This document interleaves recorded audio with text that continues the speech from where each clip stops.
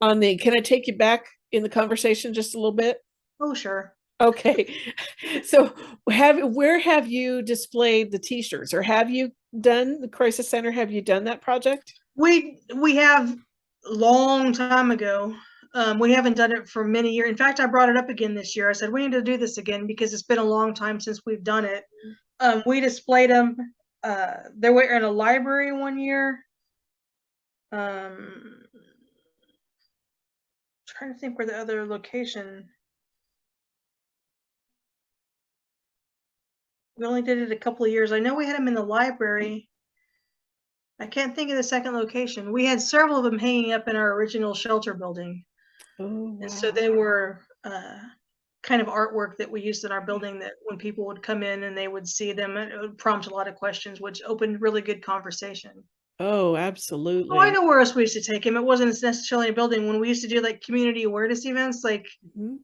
community like expos or fairs or whatever else, we'd always have our t-shirts, the clothesline project set out for those. Oh, that's a good idea. Mhm. Yeah, and then we usually didn't have a lot in that setting, half a dozen or so, but Right, because you don't have a lot of room at that point. yeah. I But they like were that. they were good conversation starters. Absolutely. Hmm. Absolutely, In because those fact, when I things are brought really it up again this year, I brought it up again and I said I still have several of those in my office, and so I went and got them out. And it was what was really interesting to me is I was looking at the ones I still have. I remember the stories of the people that made them. And so that long ago, it's been multiple years since I've even looked at them, but that long ago, I could remember the stories based on the picture that was on the shirt. that's I incredible. know. I was like, it just all came back to me. Wow. Because those are powerful. They're It, very powerful.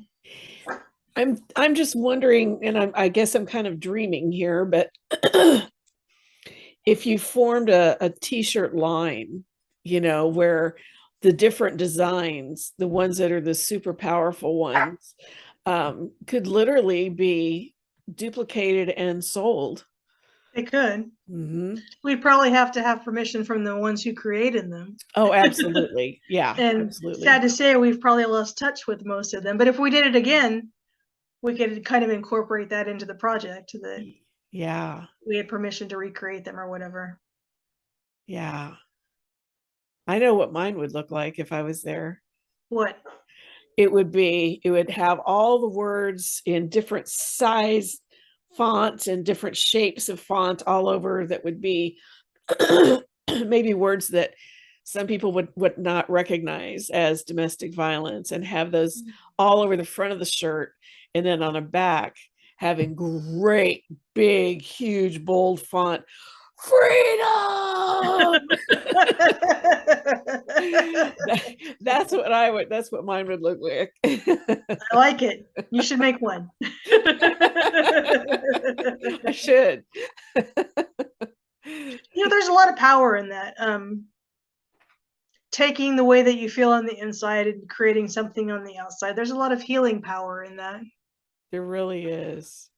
You folks have some great projects that you would have us do on group nights that would help bring that out. I remember one time going through magazines that had been Mhm. donated and taking the pictures that represented different things depending on what the project was that night, and Mhm. it really was amazing how it really did help. And when it was all over and done with, we might have had fun sitting around talking and laughing while we were doing it, but in the end, I remember looking at my final project, and just the big gulp that Mhm. was in my throat of wow, and just what an expression that was of what truly was really inside me. Yeah. Yeah, and doing those kind of projects actually somehow it's easier for people to talk about things. Your Mhm. hands are busy and so your mind is focused, but yet you can still have conversations. And we've had probably more therapeutic conversations sitting in front of magazines cutting out pictures than we've had sitting in an actual support group room having a support group.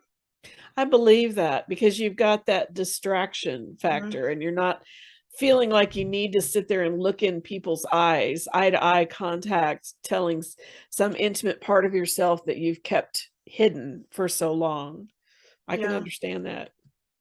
Yeah, and typically the other thing is when we have that be like the topic of our support group, us as staff do the exact same thing. Like we sit and cut pictures out of the magazine and put together the project or whatever else too. And so I think there's a lot to be said for the fact that we're also actually participating Yes. in the exercise as well, because then we're willing to be vulnerable just like everybody else and say this is why this picture is here and this is what it means to me or whatever else. And so I think that I've always had the attitude at our program that we're not a program that's an us and them.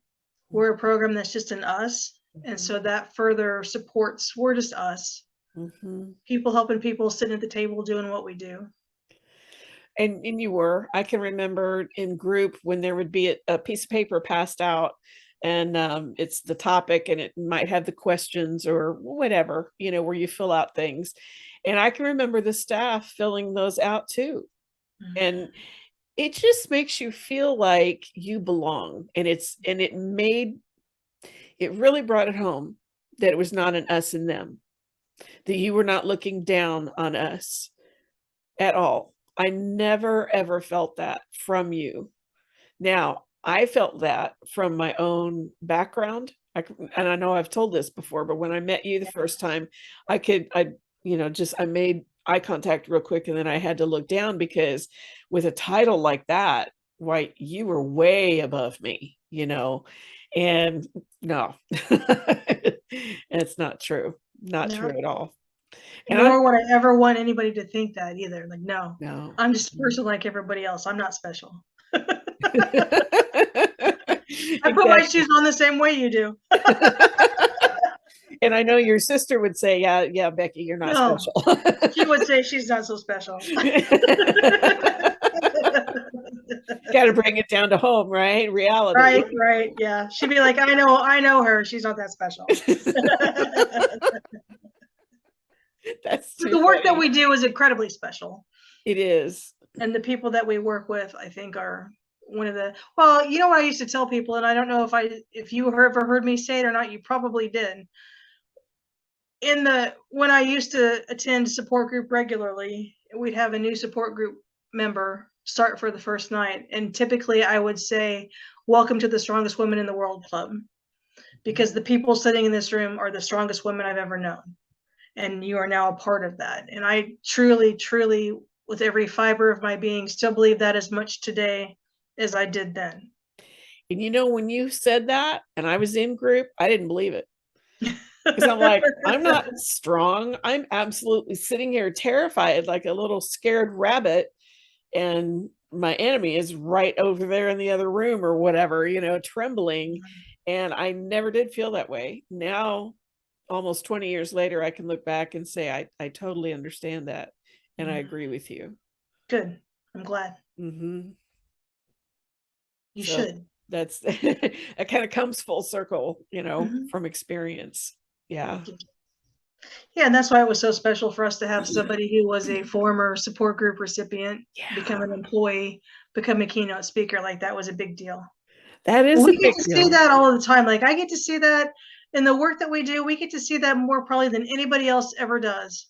Because Really. I firmly believe that the best advocates on the planet have experienced it themselves Mm-hmm. if they're on the healing side. If I've gone through the process to where I've moved from survivor to thriver and I'm healed and I'm strong and I esteem myself from the inside out, I can be an amazing advocate. And so we get to see that happen frequently in the work that we do. That's really good. Yeah. How long would you say it takes typically? And I realize everybody's different, but how long does it take for a survivor to become a thriver, would you say? Tell me. Okay. Everybody's different. Yep. In the same respect of that, someone can be in an abusive relationship and be hit once. And that starts a process of putting all the pieces together to escape from the relationship. Mm-hmm. Somebody else could be name called for 10 years. And then they decide, I don't want to be name called anymore. And that starts the process. We all heal at different paces. Mm-hmm. We all process our feelings in different ways. Mm-hmm. We all receive things differently. Mm-hmm. One person may receive a word as an insult, and another person may receive a word as a compliment. I'm Mhm. not talking in abusive relationships, I'm Right. talking just in general. Right. And so the way that we're affected by the things that happen to us is very uniquely, intimately ours. It Mhm. could take 20 years. It could Mhm. take 10 minutes. Like, I don't know, like if you're the kind of person that says, I'm out Mhm. and don't look back and never think about it again, it could take today. Well, just like the interview we just did of Adina Solomon. Yes. And within 2 days of her son almost being abusive to her, she was out, filed for divorce. She was done, washed her Yes. hands of it. And I love that. Mhm. Yeah. And it's not right or wrong. You know, if it takes 20 years, it's not wrong. Mm-hmm. If it takes 3 days, it's not wrong. If it takes 10 years, it's not right. It's whatever, Mm-hmm. whatever uniquely is yours. I Mm-hmm. mean, just think of typical trauma. You can hear of two people having a horrific car accident, Yeah. and one person get in the car and go to work tomorrow and not think anything about it, Mm-hmm. and the other person can't drive for a year because they're traumatized. Mm-hmm. And neither is right or wrong. Like, it's just the way that Thank we you. adapt to the situation that we're in and our chemical makeup and the way that we heal. Mm-hmm. Healing is healing, and you can't put levels on pain Mm-mm. any more than you can say, okay, well, by week 3 you should be at this stage. Yeah. You know, Right. because you're not going to be. Right. And things that happened 25 years ago can still hurt today if you think about them long enough. Mm-hmm. So there you go. So I I'm not agree. answering your question because I don't know the answer, because there's not a right Yeah. or wrong one. And that's kind of what I've expected you to say, but I wasn't sure. Yeah. Wasn't sure I just could make it up. It takes 7.5 years, but no, I don't know. now that's a Becky answer right there. 7.34 years is Yes, something like that. Something like that. right. That's awesome. You're so funny. Well, and that's, I tell this story frequently of the woman that came back to support group. I swear she came for 12 years. Yeah. And it wasn't because she was in a state of not brokenness or still needing healing or even in a bad way in any way, but that was her network of support. And 12 years later, she said, I still learn things, so why wouldn't I Yes. come? Well, there you go. She was a survivor thriver at that point, but she was still coming to support groups. Mm-hmm. So you just really can't tell how long it's going to take. Exactly. And I can tell you that if I still lived there, I would probably still be coming to support groups on Tuesday night, just because there is so much to learn. If you've been a victim like myself for 48 years, you got a lot to overcome. You got a lot to learn. I don't care if you've been in domestic violence for 10 minutes. That can do so much to you in the way of emotional damage, physical, whatever. And then you've got a lot to overcome. Mhm. And I don't think there's any way to put a limit on how often somebody should come to group Right. in a situation like that, or go to Exactly. counseling or whatever that would be. Well, consider your mental emotional person in the same way that you consider your physical person. You and I could both get a flu bug today, Hmm. and you might be over it in 3 days, and I might still be sniffing and sneezing in 2 weeks. Yeah. Yeah, There's no rhyme or reason to it. it's true. And so physically we heal differently, and so emotionally and mentally, obviously we heal differently as well. Good The, point. the important thing is that we heal. I don't care how long it Mhm. takes. The important thing is that we heal. And so when we do, that's one of the questions I ask someone if they self-disclose in an interview that they're a former victim of violence.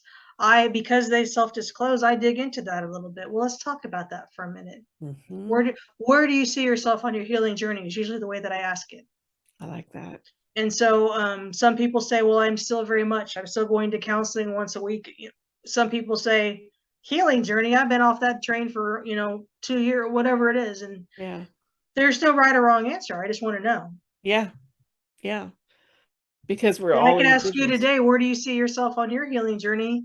You could ask me the same thing. Yeah. Yeah. And we're Hopefully, we both say healed. gonna Mine's an ongoing process. I'm Aren't just we gonna be all? bluntly honest. Yes. Exactly. That's what I say. We're all on a journey somewhere. None of us have arrived just yet. Exactly. Exactly. Myself included. I have not arrived. You haven't? No, No? no, still You're plugging along.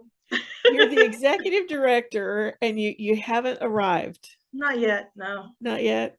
And your sister would say, no, she hasn't. She would say, I wish she'd get on with that journey. That's what she would say. And grow up a little bit, right? Right? Probably. Yeah. Probably definitely say grow up a little bit. But you know what I believe to be 100% true? What's that? Uh-oh. Growing old is mandatory. Growing up is optional. I have heard you say that. I need to make a poster for myself or a banner for my office where I see that. I love it. It's so true. If you ever see me in a place where I'm too old to play, it'll be a sad day. Okay. Well, even when my mom was in the nursing home and the little cups they give you the medicine in, she developed a game where they basically were playing football with those little games and they would flick it like that. Awesome. And they would back and forth and they would collect cups and they would take them back to their rooms and they would bring them back to the table at the nursing home for the next meal. And they'd sit there while they were waiting for their food and they're flicking those things back and forth. That's awesome.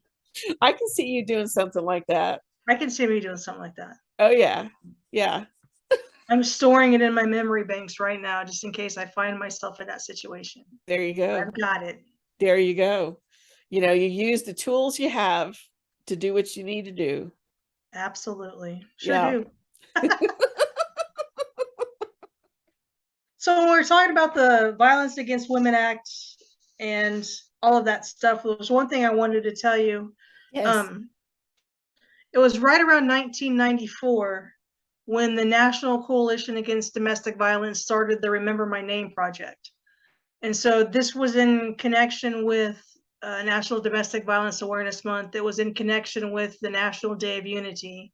And the Remember My Name project is simply that. It's a list of people in the course of a year's time who we've lost as a result of domestic violence. And so I don't quite know where we are in the recording process at this point, but there was something that I shared, I think the second candlelight vigil I ever attended. And so last week was my 26th.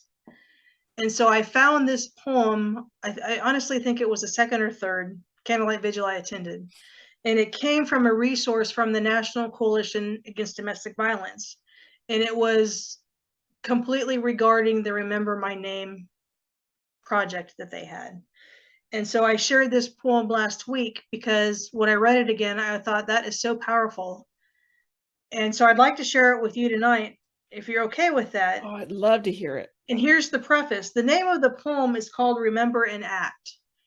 And that was the charge that I gave everyone at our candlelight vigil this year. If you're sitting in this room and you're hearing these stories and you're feeling the emotions that you might feel, my mission, if you choose to accept it, is to remember and then act.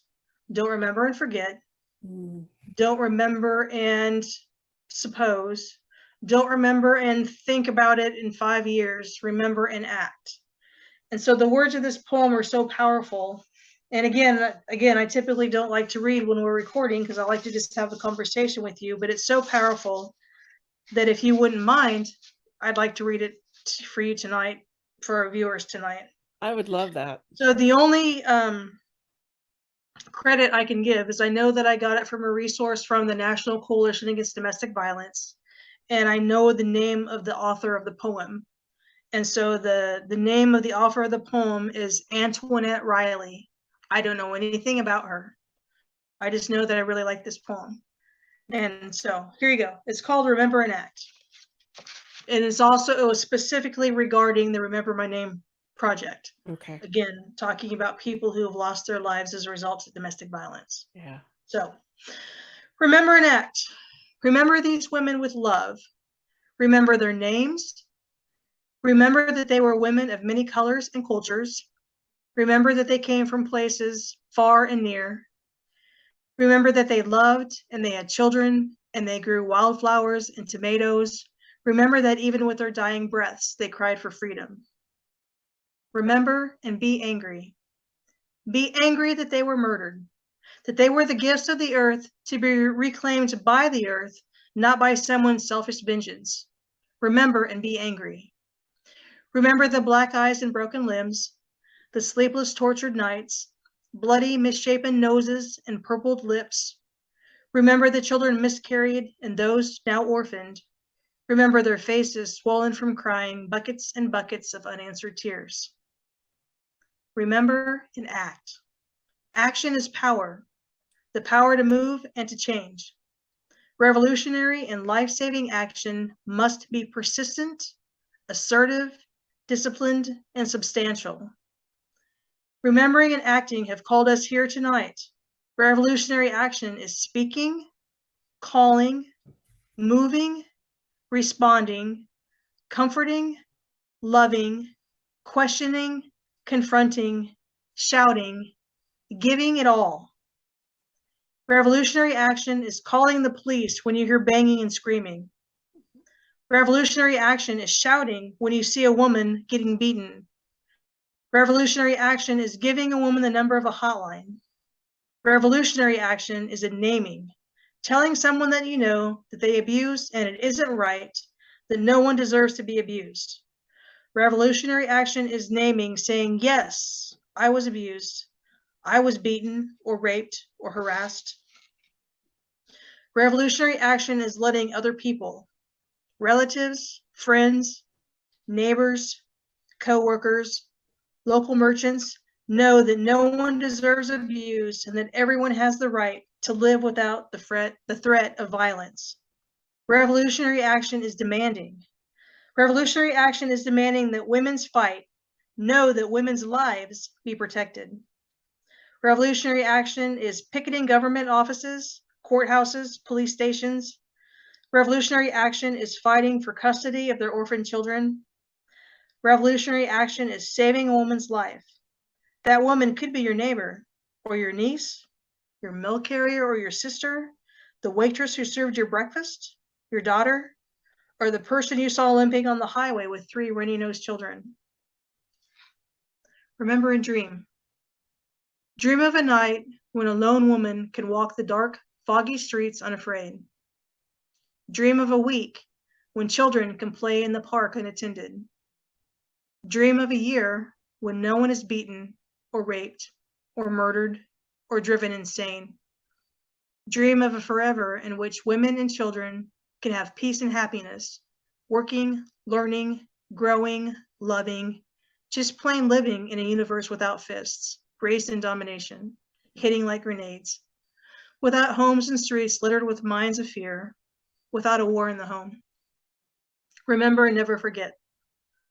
Remember and never, ever forget that these women are courageous, revolutionary heroes, that these women gave their lives in the war against women, that these women built sandcastles and forts and ate chocolate cream pies and rode horseback and swatted flies at barbecues and smelled of jasmine and ginseng and made love in old Chevys, and every day, every single day fought for freedom. Mhm. That's so powerful to me. That is very powerful. Thank you. Those were our sisters. Wow. Yeah. And they lost their lives.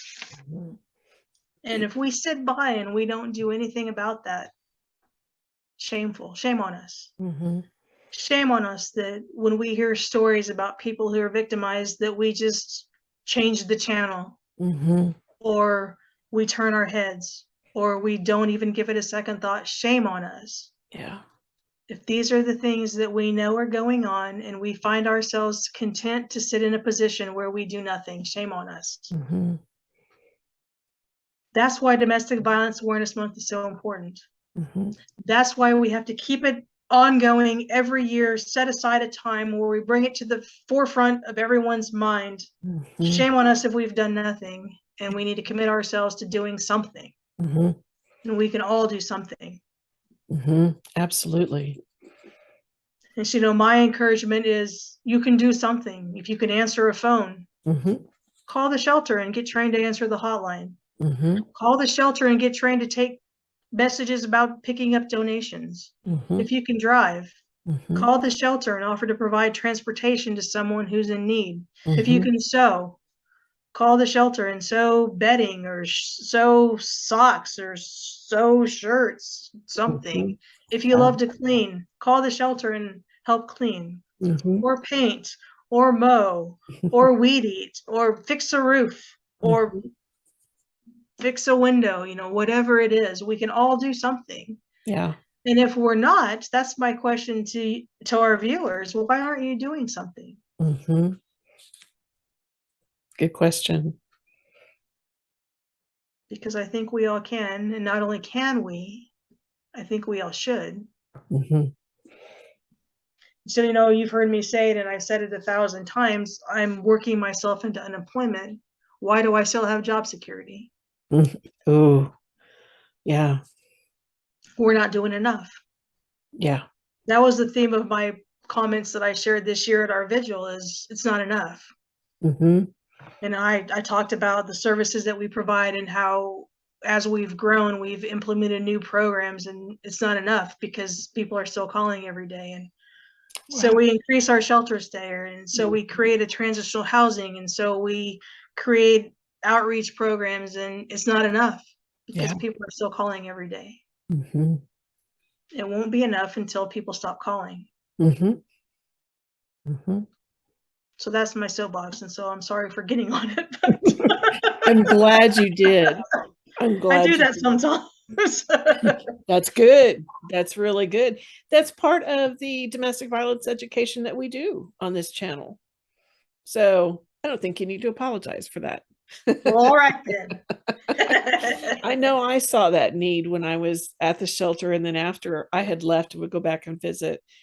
I just saw needs that needed to be fulfilled by somebody, and I couldn't do it. I was working 55 hours a week. I couldn't do it. And I just longed to be able to yell to the world and say, I know there are people out there that can do these things. They need to be done.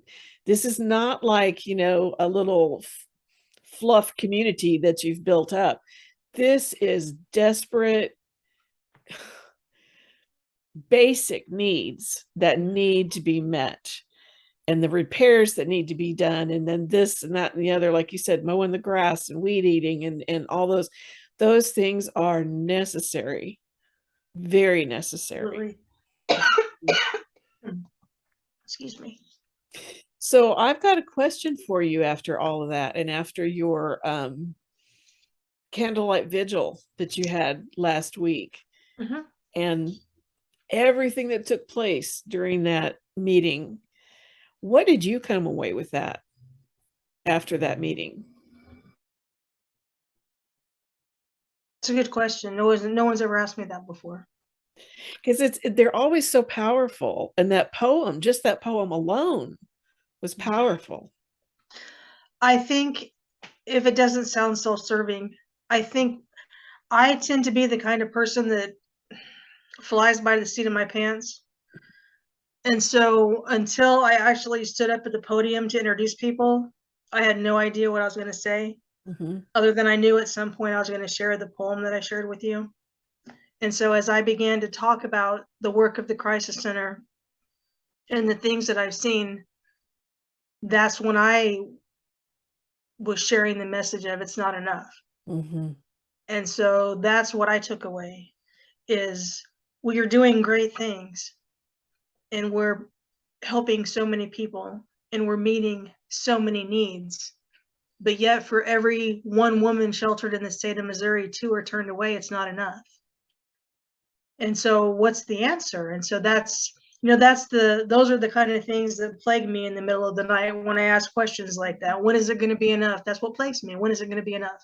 Yeah. And so, that was my takeaway. There was all the powerful story and the healing that took place, and the inspiration of the survivor thrivers standing in front of us sharing their story, and powerful testimony shared during the speak out. And so all of those things always refire me. Like they kind of flame the embers, and so they burn a little bit hotter again, because I hear people say this made a difference to me. But then, you know, for me, I carry that, what's enough? Mm-hmm. And so, you know, I've said lots of times, I say, for me, the crisis center is my mission field, and I feel like God has called me to be in this place. And there's been lots of times over the years I said, am I done yet? Yeah. Because I'm tired, God. Am I done yet? Right. And God says no. And so that kind of goes along with that, is what's enough? Mm-hmm. And what's it going to take to get the powers that be, nationally speaking, and on the state level, and local government and county government, what's it going to take to convince people that until we start holding batterers, abusers, Mm-hmm.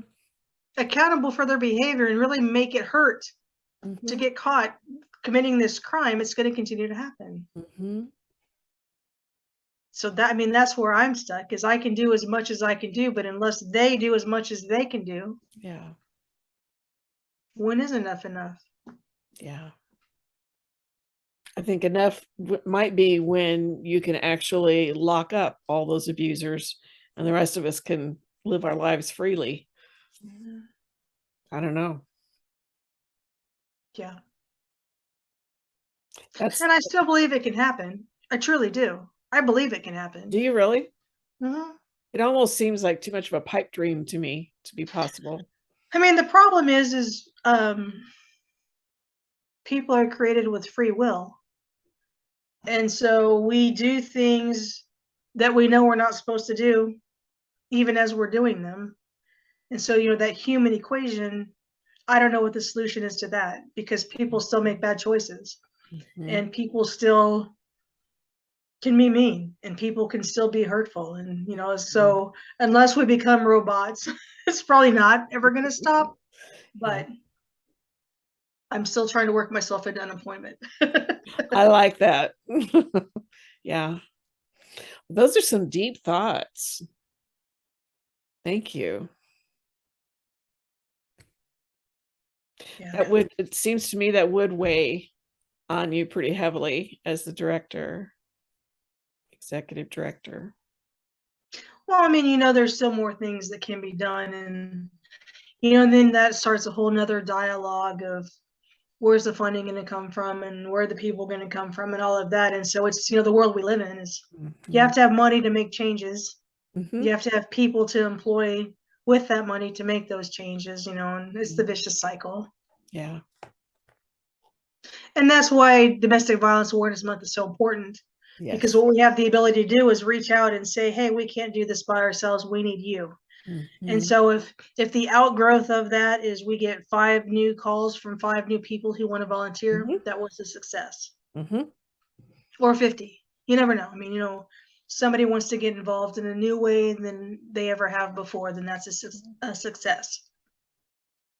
I can remember your volunteers that would, they didn't really know how to communicate with the victims one-on-one, but they could organize the donations. Mm-hmm. You know, Yeah. and I appreciated them so much. So it's not like you have to be face to face with the rough stuff.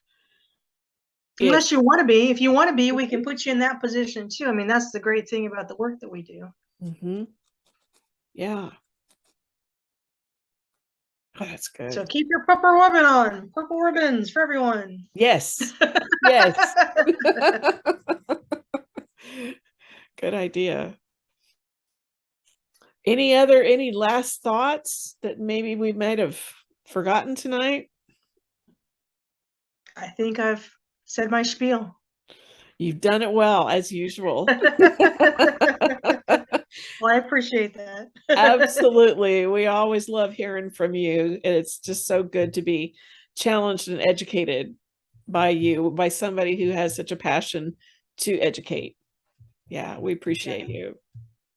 Absolutely. And you have the same passion that I have. So that's why it works when we have conversations. It does. It does. Yeah, because we're on the same page, definitely.